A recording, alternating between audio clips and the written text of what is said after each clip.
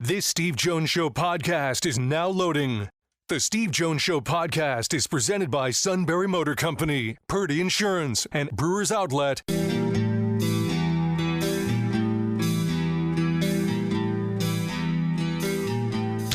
Bringing you an in-depth look at Penn State sports and more. This is the Steve Jones Show on News Radio 1070 WKOK. The Steve Jones Show is presented by Brewers Outlet, Sunbury Motor Company, and Purdy Insurance. Now, from the Sunbury Motor Studio, here's Steve Jones. All right, and this half hour brought to you by Brewers Outlet. Look, it's hot. It's hot. You want cold beverages. And they have them. And next week is the 4th of July. Stock up. Imports, domestics, microbrews, the best selection of beer anywhere. Wine coolers, water, soft drinks, snacks. By the way, stock up in a lot of water. That's how to properly hydrate. They roast their peanuts fresh and out every day. 6 great flavors of slushies. Ready-to-drink cocktails, High Noon, Jack Daniel's, Crown Royal, Pickle Bar, led by the Barrels of the Dills, indeed second to none. And not only is next week the 4th of July, it turns out that the 4th is on a Friday. It is a pure 3-day holiday weekend. Stock up now at Brewers Outlet, Reagan Street in Sunbury, the beverage supermarket. All right. So Doug Birdsong sent me a text. And he said that, as you said, Todd, none of the Patriot League schools are opting into the House settlement to have to pay current athletes or future athletes. But, they do have to take some of the NCAA tournament monies that they would be receiving for the 10 years to make the back payments to athletes who didn't receive any NIL money going back to 2016. See, that's why they need more money in the NCAA basketball tournament coffers. It doesn't matter whether you opt into this to pay the athletes, the current ones, but you were a member of the NCAA from 2016 to it goes up to September 17th of this year. You have to pay the back pay.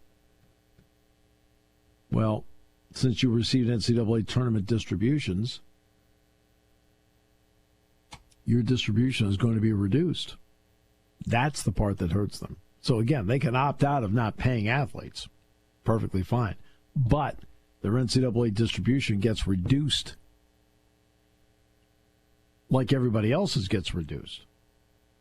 And in the Patriot League, that usually means 1 unit every year.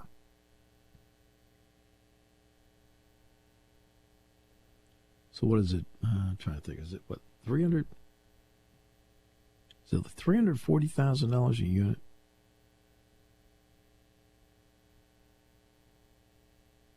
I think.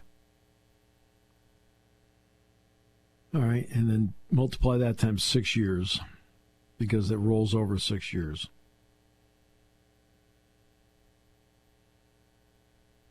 Okay, you're talking about $2 million. And these schools have to split that money. Well, guess what? They weren't planning on when they put their 5-year plan together, they weren't planning on this to happen to them. And the dent for a Patriot League school, they got much less money than a Big Ten school. True. But they don't have football money coming in. They're all losing money on football.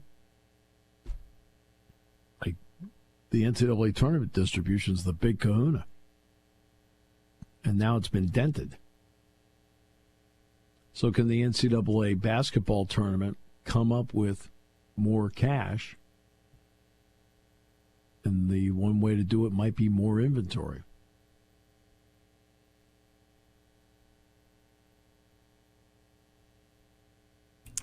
Now, I guess the devil's advocate point would be, would the schools like Bucknell and others of those ilks be getting those spots. No, the Patriots not getting more than one spot. Right? That's just not. That's not going to happen. I know that's not going to happen, but I'm thinking some of these other, maybe I don't know. In other words, the Missouri Valley Conference might get another spot. The Colonial might get another spot. The Atlantic 10 might get another spot. Conference USA might get another spot. And those schools probably need the money just as much as Bucknell does, I guess. Right. But the key is, like, in most conferences, it all goes into a pool and it's split evenly. Yeah. But again, do those schools get the berth? Rhetorically, I wonder. That's a good question. I mean, I guess the big argument from most people is those spots are going to end up going to the Power 5 teams. Well, I mean, that's going to be the fear. I mean, the SEC had 14 out of 16 schools in the NCAA tournament last year. The Big Ten had 8 out of 18. So, for example, you expand to 76. Does the Big Ten get 10? Does the SEC get all of them in? I think the day that happens, you're going to have people. I think they'll be furious with it. I think the only one that probably doesn't get in is South Carolina last year. Right. The Big Ten probably would have had 2 more. Okay. Now, the regular season's going to expand. Starting not this year, but next year, you get 1 extra game. It's going to go from 31 to 32 games in college basketball.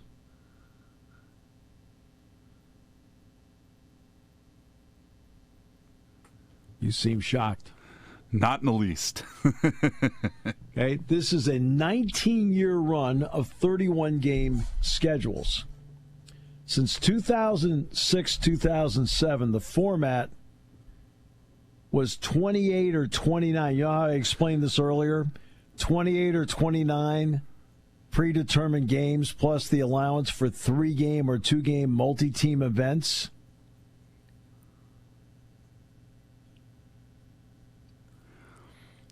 Well, starting in 26, teams will not be required to play 32 games. They'll merely have the option to do it.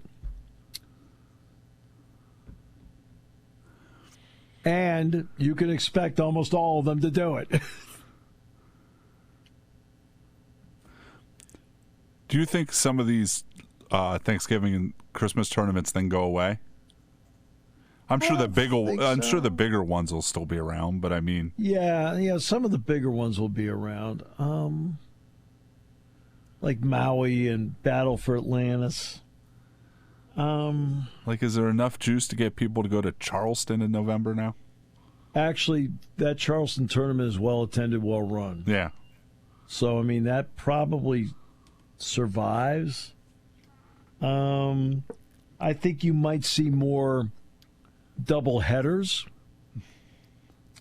like when Penn State played Georgia Tech in Madison Square Garden. The other half of the bracket was Fordham, St. John's. Penn State's got that Mohegan Sun tournament this year. I won't be able to go to it. They're playing Providence. That's part of a double triple A. It's actually part of a tournament. Penn State's got 2 other games, but they're both here at the Jordan Center. Okay. And they say the primary driving force is about what you just talked about. Going to 32 games is tied to the multi-team events, which have become more restrictive with some of their NCAA guidelines due to conference expansion leading schools from the same leagues playing in the same events. So in other words, what they like to do is this. Hey, let's get a Big Ten team here. Let's get an SEC team here. Let's get an ACC team here. Let's get a Big 12 team here. Let's get a Big East team here. And some of these things are set up ahead of time, and suddenly Texas is in the same tournament with Alabama. Well, now they're in the same conference. Oh, Oh.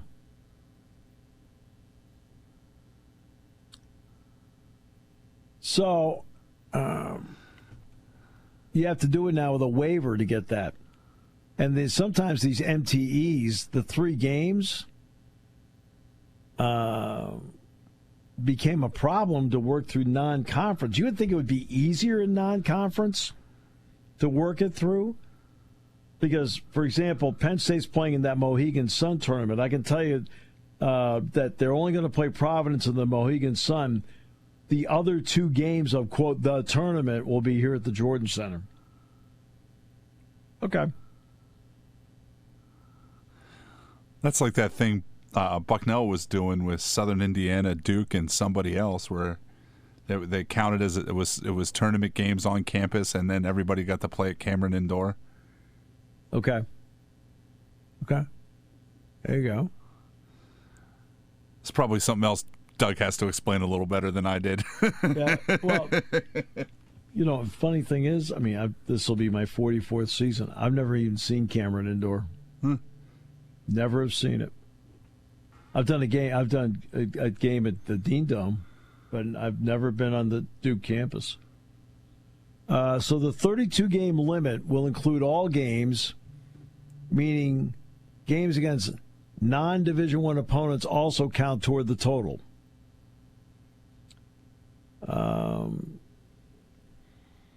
It's going to also change what's allowed for big in-season tournaments.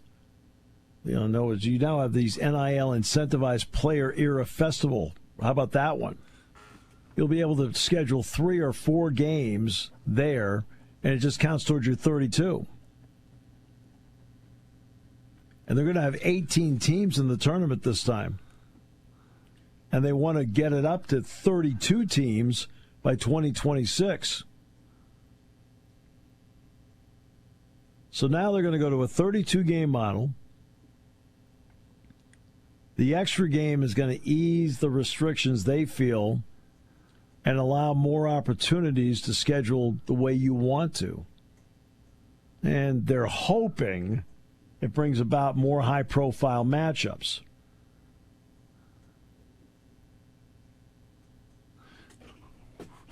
What was the school that flew all over the place last year? Mississippi Valley State. Yeah, flew everywhere. I was going to say that just means more guarantee games for schools like that too. Now, my suggestion would be this, and I talked to Mike about this last year because I brought it up. Mike Rhodes. My apologies, Mike Rhodes. And I was talking to Joe Crispin, and I said, if they expand the schedule, I said, might I recommend a non-conference game in the middle of the conference season? And he says, okay. He says, take me through. What does that mean? I said, 2001 was Joe Crispin's senior year. So, Joe, you remember? And Joe said, yeah. He said, and Penn State in the middle of the schedule played Yale. And not only they play Yale, it wasn't here. The game was at Yale. And the odd thing is that I felt that game really helped Penn State because they went into the game on you're playing in the Big Ten, and this is a really good Penn State team. It ended up in the Sweet 16. That they beat Kentucky, they beat Temple, they beat Pitt, they beat Hofstra, they beat Princeton. I mean, they had wins all over the place. Okay, but you're playing the Big Ten, and it's a grind. They lost 2 in a row. They went to Yale and they won the game. I remember Sharif Chambliss had a big game. Penn State scored 90 points, and it got them back on track. And I mentioned to Mike, I said, maybe a well-placed non-conference game within the conference schedule might help you out. Like when you need to get a boost of confidence, you get it. I would not pick Yale in this era. No, Yale's not as good. Right, but Yale's not as good this year. Wow. I mean, for me, that was sentimental because that's the last game my dad ever went to. Right? It was down there. It was 2001. and my mom and my brother brought him down there, and it was the last game a Penn State game he ever went to. So for me, it was sentimental. But I remember being in there, doing the game. I was at the right side foul line.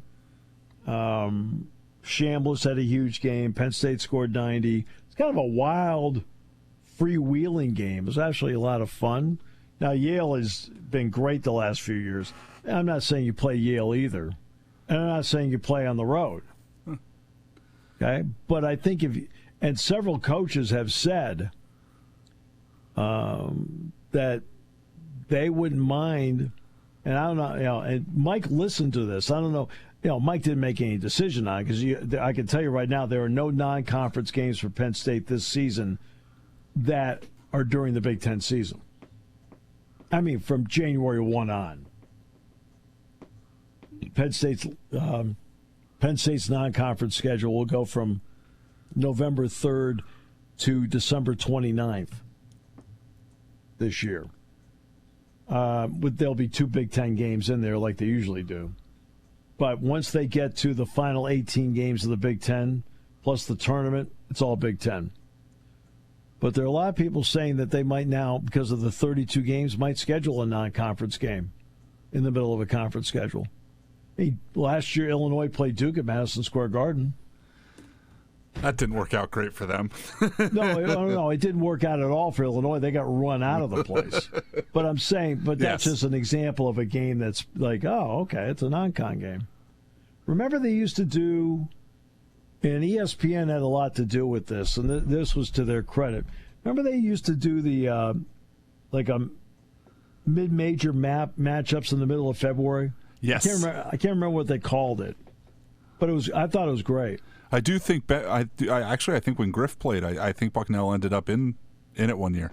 Okay, and I can't remember what they called it, but I thought it was a great idea, and I don't understand why it stopped. I'm guessing the ratings weren't as good as they thought it were going to be. I don't know, or maybe conferences decided they didn't want to do it. Yeah. I don't know, because look, when you play, what happens? There's a winner, and guess what else there is? A loser. Yeah. And maybe there's some people who didn't feel like they wanted to risk it. I don't know. I thought it was good for them and good for the game. I apologize. I'm sorry about that, Todd. Well, no, I wonder if it's because of the metrics have changed a little bit. Could be. That they don't get as much help playing each other as they did before. Could be because we just talked about the SEC getting 14 out of 16 into the NCAA tournament. Well, in the SEC, almost, not all, but almost every game's a quad one game when that happens. Meanwhile, you've got, I don't know, pick Drake. Okay, Drake, which is really good. Okay? How many quad one games does Drake play? They play none in the Missouri Valley Conference.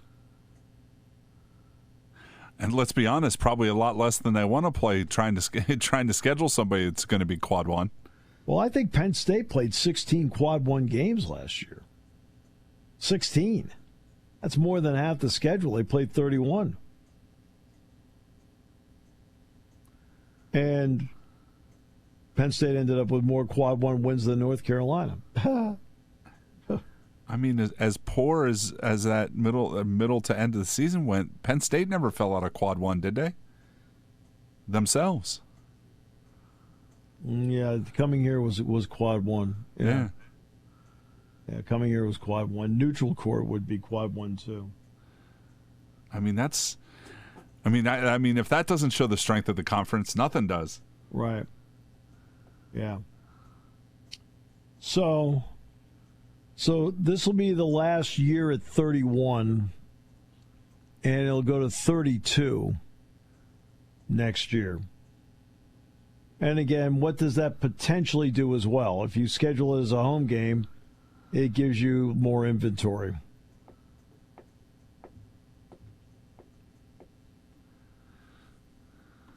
It also, for example, I know that the ACC is going back to 18.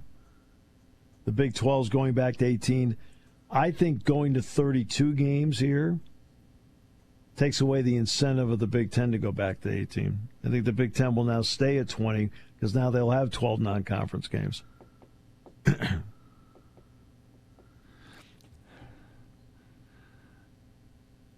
I'm assuming it's not like high school, that it's a little easier to schedule in college. You know what?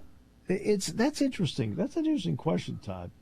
Because you know what I find interesting is that basketball is so different than football. You schedule out years and years for your non-conference football, right? Yeah. Boy, basketball is like, okay, well, I got to put together a schedule. Okay, season's over. Let's put one together. Now, once in a while, do you get multi-year deals? Sure. Our multi-year deals could be home and aways, all right? But Penn State will have one contract that will be a 4-year deal that will start this year, and it's one game at their place and the next 3 here. But I think that's the only multi-year deal there'll be on the non-conference schedule. I'm trying to think. Let me take a moment to think about it. I think that's true. Is that's that the only? Yeah. I was going to say, is that a new phenomenon, or has it always been like that? No, this has been like this for a long time. Every once in a while, you'll get you'll get a home and away with somebody. I think when Penn State played Pitt in the early 2000s, it was a 4-year deal. But for the most part, Seton Hall was a home and away when they played them. But there aren't that many. Most of them are, okay, we need a game on the third to open up with. Who's available? Oh, great. Right, you get a list of schools that are available. You get a list of schools that are looking around still. And you try to put together the best way you can. And Mike's already given everybody the desire that he wants to play a game in Philadelphia, which they're going to do. He wants to play at some point a game in Hershey, which I think is going to happen. But you have to put these schedules together and get teams to match up. I hope Hershey's more accommodating to Mike lately than they have been for the PIAA. Oh, what's the deal with that? Oh, they're just not being generally. Well, they had to move this. They decided to schedule Cirque du Soleil in the middle of the state basketball playoffs. They had to push back the state basketball playoffs a week, the finals for a week. They decided they didn't want to host team wrestling anymore.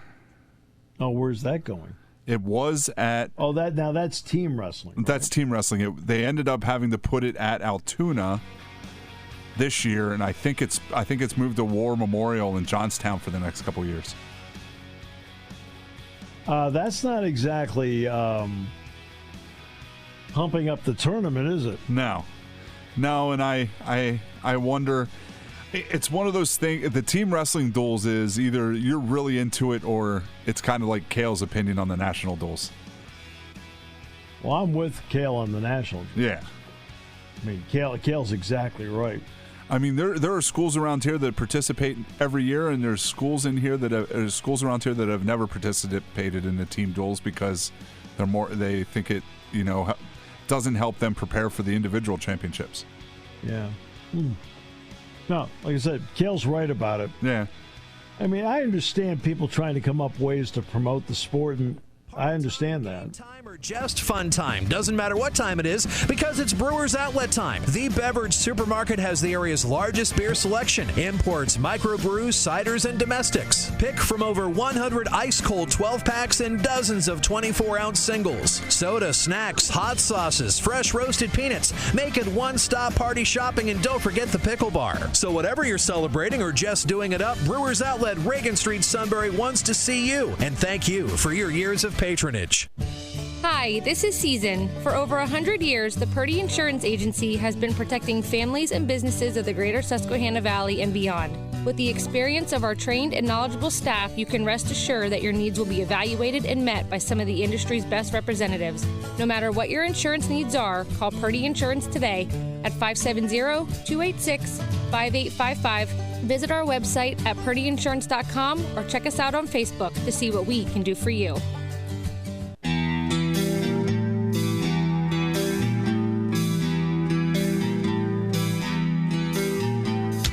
Bringing you an in-depth look at Penn State sports and more. This is the Steve Jones Show on News Radio 1070 WKOK. The Steve Jones Show is presented by Purdy Insurance, Brewers Outlet, and Sunbury Motor Company. Now from the Sunbury Motor Studio, here's Steve Jones.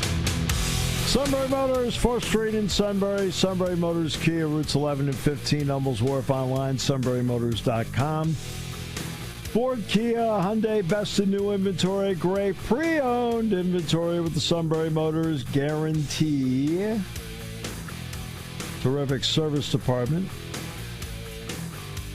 Quick lane inspections, routine, difficult. They handle it all at Sunbury Motors, 4th Street in Sunbury. Sunbury Motors, Kia. It's 11 to 15 in Humbles Wharf and online at sunburymotors.com. Feel like suddenly in the middle of June we're talking all this basketball, but they're the ones making all the noise right now. Football's. Go ahead. I was going to say it's football's dead period. Yeah, well, it is because, look, this has been a busy, hectic month for football.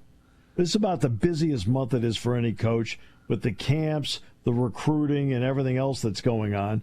Plus, the players are working, training. They've got, morning workouts, things like that they do. I saw the hill was lined this morning, so that's the next stage. They'll be running the hill. But I saw the hill was finally lined today because I was out there. I call it manage my walking around. I also went over to the stadium today. I just want to see, because I really, one side, like the Curtin Road side, that's closed. The Curtin Road side's all closed because it's construction vehicles and everything else that go with it. Now, I don't know if the museum's open or not. I don't know. I'm assuming so, but I don't know. I didn't check. Maybe I should do that at some point. But I had not been over to the stadium area since the Blue-White game. I've seen it from afar, but I thought, you know what, let's go over and take a look at it today. Because basketball practice was this morning. It was over at 10. And I said, you know what, it's a good time just to swing by there and see what it looks like. You can see it's all coming together. The footprint out from the stadium is much wider than I think the fans realize. Now, it doesn't go into the parking lot, but it comes out like that walkway area they used to have around there. Nah, that's got a lot of steel is there. You can see they've got the ramps building to get up to the seated areas on that side. And the platforms are being put in place where eventually you're going to put the bleachers on top of the platforms for the temporary seating. I won't know about, for example, where we're broadcasting from, whether they've done any work on that, unless I go over to the east side and look at it from the suites, which I'm not going to right now. Later on, I might. But, yeah, it's the first time I've been over there and took a look at it. Very impressed by the progress they've made. I know we've had a lot of rain, but I think in early March they were a little bit behind, but then they caught up, and they might be either on time or slightly ahead right now, which is good, from what I understand. Are they going to be working in season? Yes. Okay. Yes. Because the idea is to have the structure done in 25 more months. I mean, they want it done by the end of July 2027. Well, you can't do that if you stop. So, during the week you can work around it, no doubt. But you're going to have to clear stuff out of there. But now maybe there's certain things with cranes and so forth that you need, but like they can do some other work around there while they're doing this. And the first 4 games of the season are here. After that, after September 27th, Penn State only has 3 more regular season home games. That just means to me they'll find something to do to stay out of the way for that first 4 weeks, and then. Yeah, well, yeah. They've got a game September 27th, and they've got one on October. Is it 11th? And then they're not back home again because they got a road game, a bye week, and a road game until November 8th. So they're going to go from the 11th. So they're going to go 4 weeks between games. You don't think they're going to be doing work then? I was going to say, yeah, a lot of it. Yeah. Because, the stadium's not going to be used for anything else except for quarterback clubs and things like that. So they'll do that. So because they went in the morning today, because Mike Rhodes and the basketball staff are going to New York to be with Yannick for the draft tonight, they practiced this morning at 8:30. Well, it was done at 10, and I was like, you know what, since I'm over here, yesterday afternoon I went to basketball practice, but when it was over, I got in the car and I drove to Williamsport to do baseball last night. Well, because of Yannick and the draft, they practiced this morning. I had time to go over to the football stadium and take a look at the temporary seating situation. I was impressed by the progress I saw that was made. And they really have to have this done in, realistically, 6 weeks, 7 max. First game's August 29th.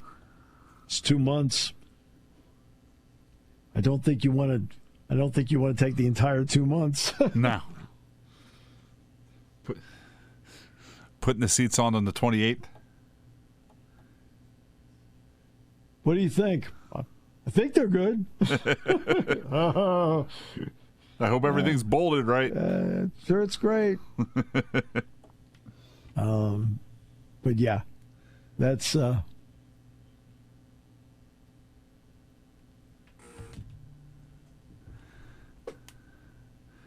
being the Curtin roadside, you can't tell that new big banquet room or anything, right? Or is that in later stages? It's later stages. Okay. Because I know for quarterback club, we've been using the Mountain Indian Club, which I think my understanding is we're still going to be using it. So that's still the banquet area.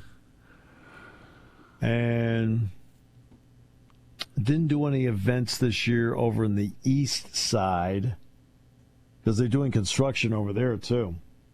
They're trying to put a press box in there. And the media is going to be the writers, anybody covering the game that's not broadcasting the game, that's where they're going. They're not going back to the west side. It's just so it's better than the blue-white game. Yeah, the blue-white game, I guess the writers were outside? They were outside, and then the wind was blowing really bad. Yeah, I find that part shocking. I know. We've got so much wind here in the spring. It was unbelievable. Yeah, that wasn't good. I know that we were inside in a construction area. That's where we were. Now, Joe Putnam and Rodney Martin, who do the public address, are staying on the east side. The writers are staying on the east side. we're going to the west side in a temporary box with opposing radio and TV. And then a broadcast level is going to be built on the west side, but the writers again stay on the east side. Well, hopefully the walls are thick so everybody doesn't bleed all over each other. Oh, brutal.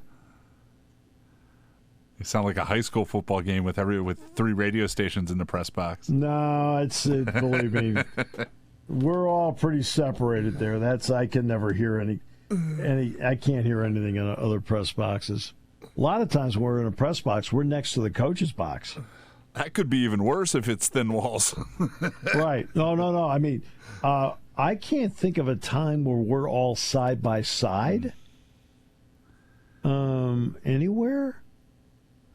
Usually all the radios are separated and the TV is separated. Well, you know what? You know what? I think the Rose Bowl, we're next to the UCLA guys, maybe. I know TV is right next to us as well there, too, so they're pretty close there. But most of the time, we're next to the Penn State coach's box. That's where you guys were in the old press box, right? Back when back in the 2000s? No. Well, yeah, actually, yeah. Where the replay booth is now was the radio booth in the 80s and maybe into the early 2000s. But when replay came in, they put them in that booth. Because there used to be drinks behind you, right? There was always like water or something like that. No, not really. I was going to say, my edge of the press box, I used to sneak down the back steps there into the floor below just to grab a water and a drink and a coffee sometimes. Yeah, no, because that the hallway's wider there. Yeah, because I just remember looking in and seeing at least, I think it was you, and then the TV was down there too somewhere, right? Yeah. Where TV was, they were in the middle, but then they moved TV up to the 4th floor. We were about the 40-yard line. The Big Ten instant replay is next to us. Then the Penn State coaches are next to them. The odd thing is, I think to the left of us, I think was like comm radio or something like that. And then there's an open box where people could sit. That's the old press box. Yeah. Long time ago. It was a long time ago. Yeah.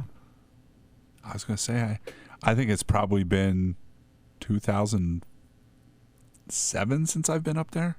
Yeah. Yeah, we would have been in the box we're in now. I honestly, I think the last time I was up there was for Ryan Kaiser and Media Day back in the early 2010s.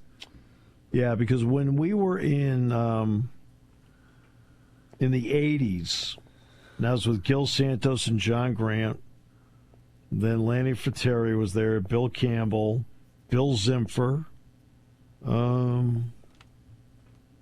We were in 2 spots. We were where the replay booth is now, and then we're in the visitors play-by-play booth now. We had for 1 season. But since I've been back doing this, we've been in the same booth the entire time. So, reminiscing. Now, if you just had remembered the darn chair, right? I didn't think to take anything. You want to know why I didn't think to take anything? Because none of it is mine. Yeah. I mean, none of that stuff's my stuff. Now, it was awfully nice of the OPP guys to offer it. Just the offer genuinely touched me. I was just touched that somebody thought of it, because I didn't think of it. I don't know. If I had a comfy chair, I might have claimed it as mine. No. I mean, it was a great chair. I love that chair. Very, very comfortable. I mean, I know exactly where I would have put it. I'd be sitting in it right now. Yeah.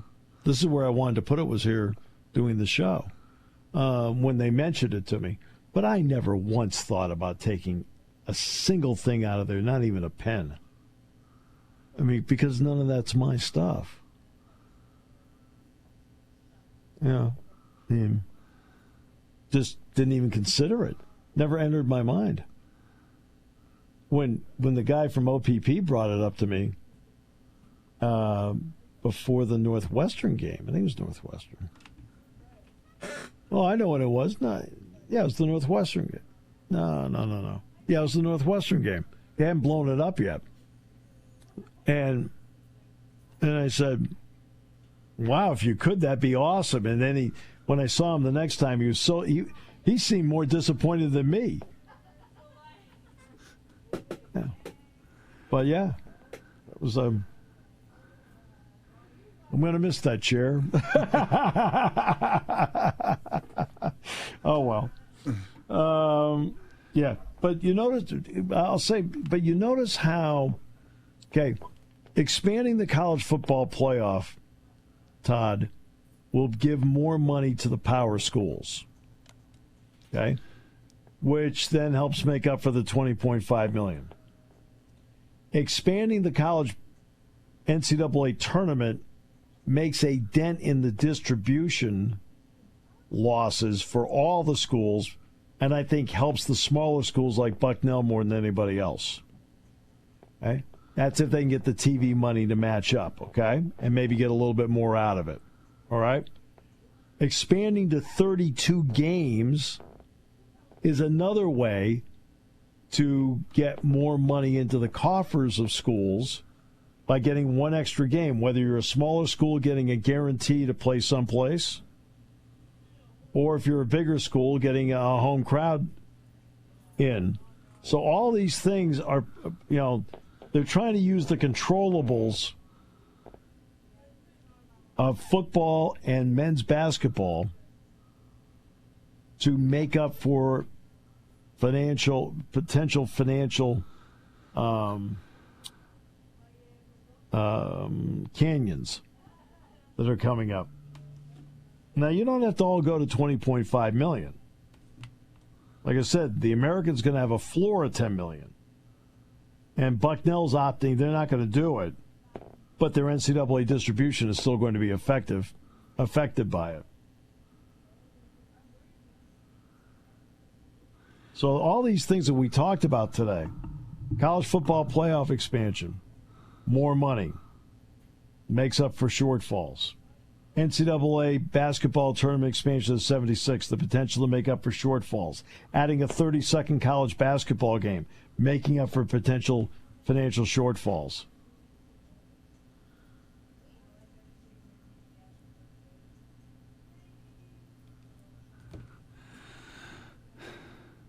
And still probably won't be enough for some places. No, it probably won't be. No, it probably won't be.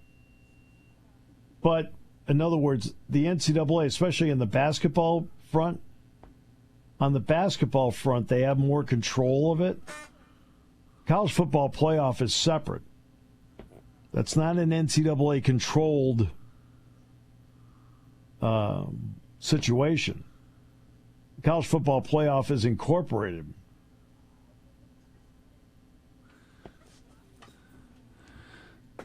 And technically, the college football playoff is in charge of enforcement, or is the thing that's in charge of enforcement is separate from everybody? The NCAA does enforcement, but that thing that they hired the what you call it for? Is that separate from everybody? Are you talking about the about Deloitte? No, The clearinghouse? Of course, we're 30 seconds left. Where they hired the guy from MLB to be in charge of. Oh yeah. I think, yeah, but I don't know if that's enforcement over. That might be enforcement over just recruiting and NIL. Yeah. Okay.